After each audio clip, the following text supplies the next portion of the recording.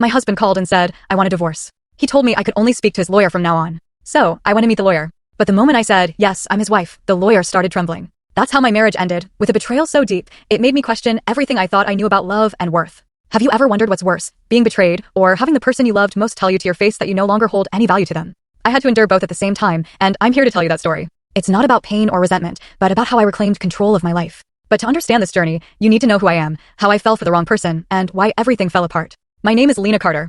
I'm 37 years old, and I work as a commercial contract lawyer in Denver, Colorado. While I'm not famous in the traditional sense, I've earned a certain level of recognition in the legal field. Because of that, I'm compelled to keep my real identity private. The world is smaller than you think, and no one wants their personal affairs turned into gossip at lawyer conventions or courtroom meetings. The main character in this story is the man I once called my husband, Ethan Brooks. He's 41, CEO of a high-end restaurant chain stretching from New York to Los Angeles. Ethan was charming, confident, and ambitious, qualities that drew me to him the moment we met at a business networking event. I truly believed I had found my ideal partner, someone who would understand the demands and pressures of a busy career. But Ethan's ambitions extended far beyond professional success. He always wanted more money, more fame, and women he deemed more worthy than me. We got married over 10 years ago, at a time when both of us were reaching the peak of our careers. However, marriage turned out to be nothing like the romantic movies I used to watch. After a few years of stability, Ethan became increasingly distant. Our conversations grew shorter, and his evenings at home became fewer and far between. Instead, there were endless urgent meetings and lengthy business trips. Despite the obvious warning signs, I convinced myself that it was just a rough patch, that every couple goes through it. I told myself that Ethan was under work stress, and if I were patient, we would overcome it.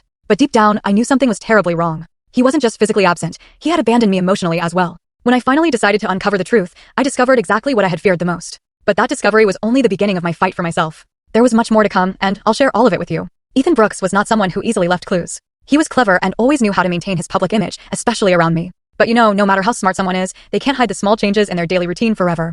I started noticing those changes over a year ago. It began with broken promises about coming home on time. He would excuse himself with urgent shareholder meetings or surprise inspections of his restaurant branches. His business trips became more frequent and farther away. I'll be in New York this week, then maybe stop by Dallas before heading back, Ethan would casually inform me. I was accustomed to his hectic schedule, but there was something in his eyes and voice that kept stirring my doubts. Lately, Ethan had been taking more care of his appearance than ever before. He changed his cologne, bought brand new suits, and even started working out regularly. When I joked, "Are you planning to become a model?" he gave a dismissive chuckle and replied, "Don't be silly, Lena. I just want to look more professional in my meetings with clients." Those signs should have been enough to alert me, but perhaps it was love or self-deception that prevented me from facing the truth. I didn't want to believe that the man I had loved wholeheartedly could betray me. Until one Saturday evening, when Ethan said he had to fly to an urgent conference in Chicago. As soon as he walked out the door, I made up my mind. This time, I was going to find out the truth. I started by searching his home office full story on channel, link below. Watch what happened next.